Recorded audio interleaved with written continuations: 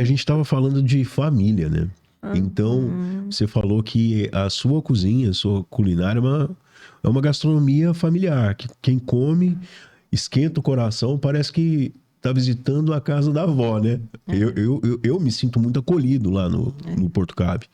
E você falou que muitas receitas você seguiu também de tradições familiares. Sim. Você aprendeu com a família do Pedro?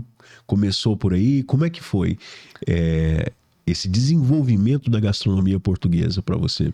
Eu acho que se eu não tivesse a minha própria história familiar de valorização do alimento Não, e nada disso do teria alimento acontecido. como essa coisa do afeto, do cuidado que eu sempre percebi na minha mãe, no meu pai, sabe?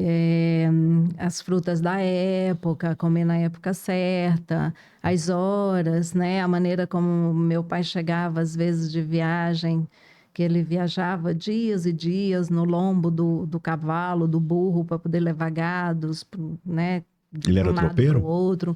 Meu pai fez um pouco esse trabalho. Meu pai sempre lidou muito com a pecuária. Sim. E E falam que a comida dos tropeiros é você está fantástica, né? entendendo? Então, meu pai tinha muita coisa de um paladar, assim, do time mesmo das coisas, sabe? Eu acho que textura, eu acho que ele tinha muito isso, muito cuidado com isso. Nós era engraçado, sabe? Éramos seis, assim, escadinha mesmo, sabe? Aham. Ao longo de 6 anos, minha mãe, 6 anos, o primeiro com 64, 71, ao longo de 7 anos, minha mãe teve 6 filhos. Você está entendendo? E nós éramos, parece assim, todos rosadinhos, sabe? Com aquela bochechudos, assim.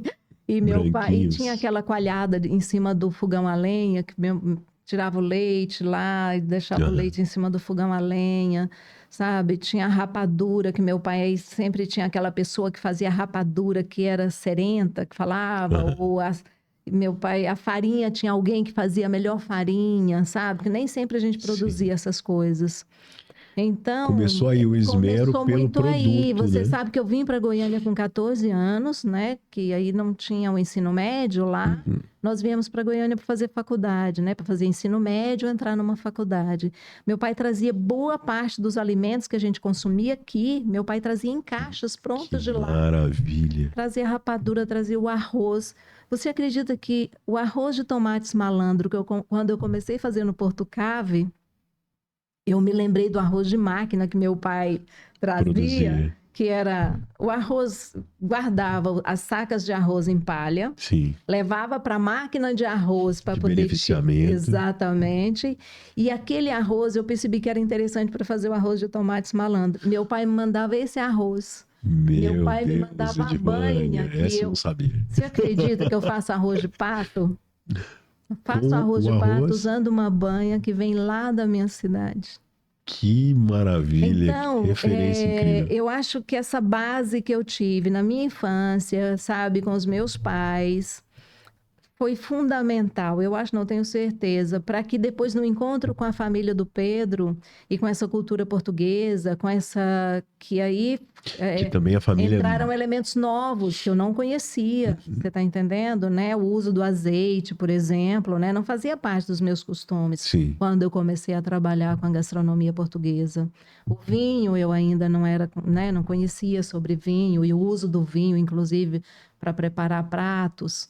Você está entendendo? A salsa, a predominância antes era do coentro. Aham. Depois, com Eu a gosto dos cozinha do dois. norte, a cozinha do norte de Portugal é mais a A salsa, salsa. sabe? Então, eu incorporei muito o uso do louro, eu não usava muito loureiro, né? Aham. E eu trazia de lá. Ainda hoje eu trago folhas de louro de Portugal, Meu você Deus acredita? do céu.